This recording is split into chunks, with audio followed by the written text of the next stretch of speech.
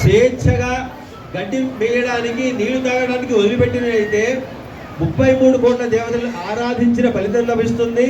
తర్వాత మనము ఇప్పుడు కన్యాదానం చేసేటువంటి ఫలితం మనకు లభిస్తుంది అనే ఉద్దేశంతో ఆగమ శాస్త్రము గో ఆరాధనను సూచించింది. ఓం గౌర్దేను భవ్య మాతా రుద్రాణాం దుహితావసో నాగం సదాదిత్యానాం తస్య నామే ప్రణవోజం జగదిశే జనాయ భాగామనాగం వివిధం విదిష్ట విపదోదకం తృణాన్ యద్దో గోవింద గోవింద గోవింద.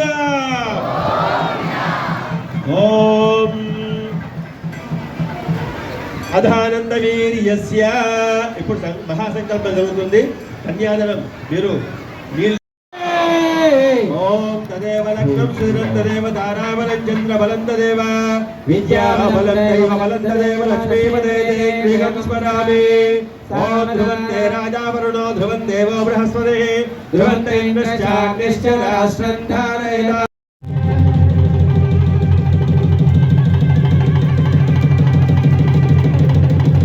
జై శ్రీరామ్, జై జై శ్రీరామ్.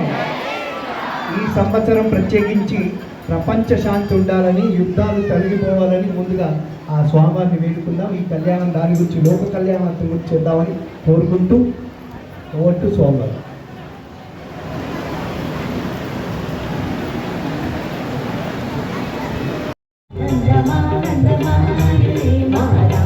పెళ్లి కొడుకా